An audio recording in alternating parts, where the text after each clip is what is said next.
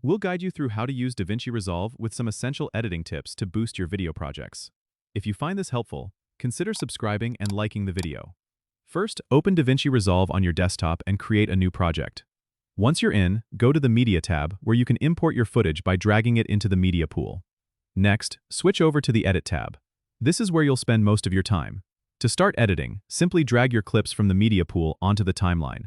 If you need to cut a clip, use the blade tool found in the toolbar or press the B key for a quick shortcut. Just click where you want the cut to happen. To trim a clip, hover over the edge of the clip on your timeline until the trim cursor appears. Then click and drag to adjust.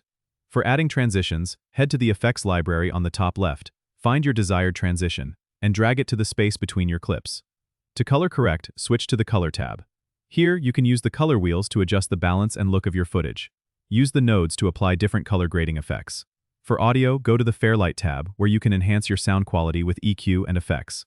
Remember to save your project frequently by going to File and selecting Save Project. Finally, when you're ready to export, go to the Deliver tab, choose your format, and click Add to Render Queue. Hit Start Render to begin exporting your video. Don't forget to subscribe and comment if this helped you out.